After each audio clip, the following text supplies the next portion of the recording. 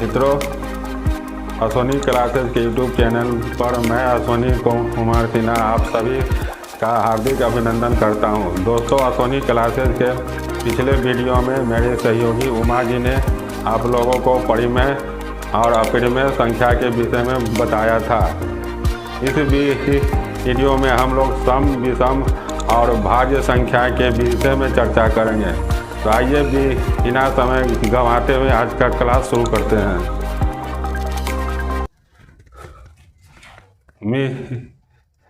मित्रों, सबसे पहले हम बात करते हैं सम संख्या की। वैसी प्राकृत संख्या जो 2 से कट जाए वह सभी सम संख्या कहलाती है। अब आप बोलेंगे कि हम जाने कैसे कि कौन सी संख्या 2 से कटती है, तो उसका बहुत ही साधारण तरीका है। जिन संख्या की इकाई अंक में 2 रहे, 4 रहे, 6 रहे, 8 रहे और 0 रहे, वे सभी हर हालत में 2 से कटेगी ही कटेगी।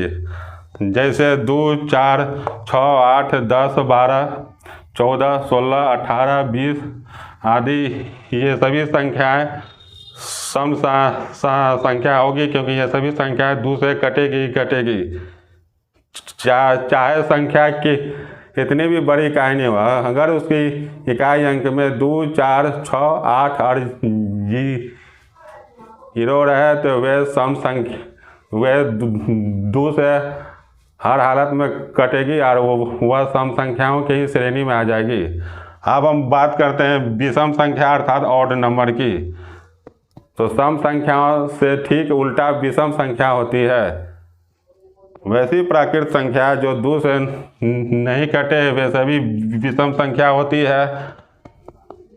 अब इसकी पहचान है कि इसके इकाई अंक में 1, 3, 5, 7 और 9 रहे। जिन संख्याओं के इकाई अंक में 1, 3, 5, 7 और 9 रहेगा, चाहे वह क्या संख्या कितनी भी बड़ी क्यों नहीं है, वो 2 से किसी भी स्थिति में नहीं कटेगी, अर्थात वे सभी विषम संख्या होगी। जैसे 1, 3, 5, 7, 9, 11, 13, 15, 19, 21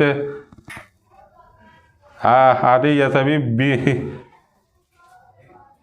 विषम संख्याएं होगी। यहाँ हमें एक बात का विशेष रूप से ध्यान देना है। सम संख्या और विषम संख्या दोनों प्राकृत संख्या का एक भाग है। अर्थात सम संख्या और विषम संख्या में ऋणात्मक और फ्रैक्शन अर्थात भिन्न वाली संख्या शामिल नहीं होती है। अब हम आते हैं भाज्य संख्या पर।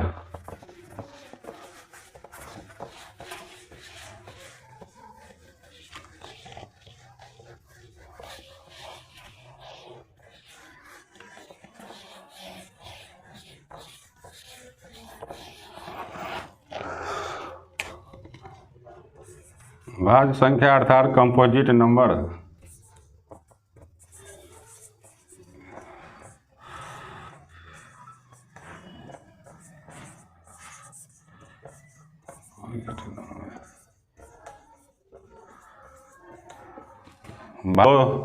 दोस्तों, अब हम बात करते हैं भाज्य संख्या की। भाज्य संख्या वैसी संख्या होती है जो अपने अतिरिक्त अन्य संख्याओं से भी कटे हुए भाज्य संख्या कहलाती है। जो अपने अतिरिक्त अन्य संख्या से भी कटे।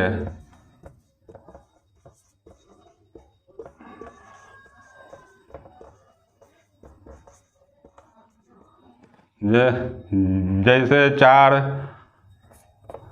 अपने अलावा 2 से भी कटती है, 9 अपने अलावा 3 से भी कटेगी, 6 अपने अलावा 2 और 3 से भी कटेगी, 15 5 और 3 से भी कटेगी, 21 7 और 3 से भी कटेगी। इसलिए ये सभी 4, 9, 6, 15, 21 और अन्य सभी भाज्य संख्या अर्थात कंपोजिट नंबर होती है। अब इसमें ध्यान देने वाले बात यह है कि सबसे छोटी भाज्य संख्या क्या होगी।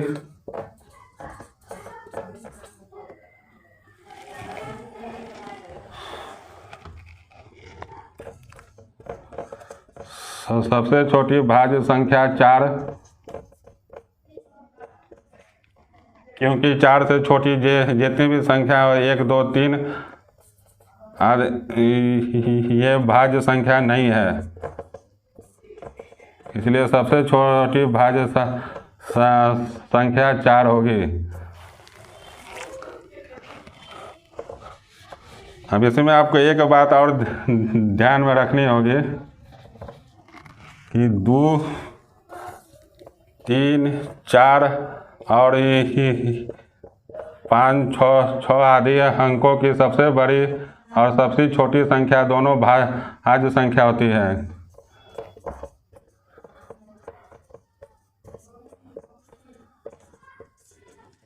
और सबसे छोटी दोनों संख्या भाज्य होती है।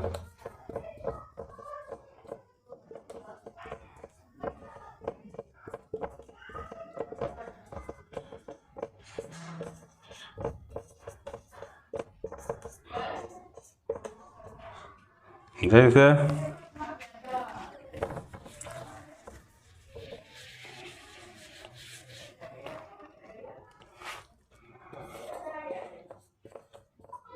जैसे 2 अंकों की सबसे छोटी संख्या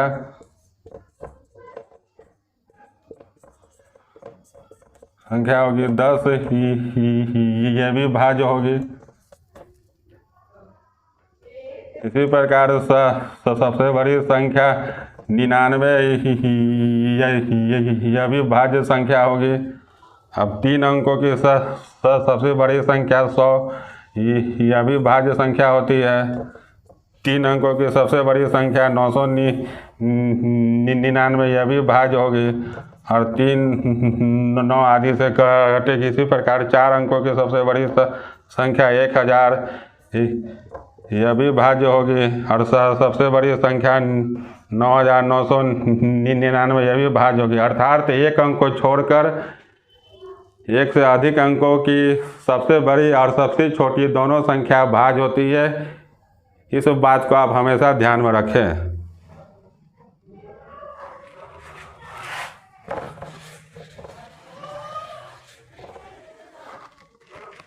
हर एक बात यह भी ध्यान में रखें कि सम, विषम, भाज्य हो या अभाज्य संख्या हो, यह सभी प्राकृत संख्या का एक भाग होता है। अर्थात इन सभी संख्याओं में वैसे ही अंकों का प्रयोग होता है जिसे हम गिन सकें।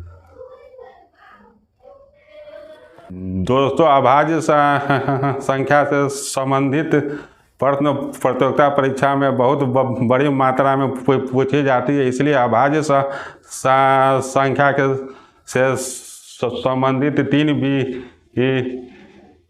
वीडियो मैं अलग से बनाऊंगा और आगे हम अभाज्य संख्या के ही विषय में चर्चा करेंगे।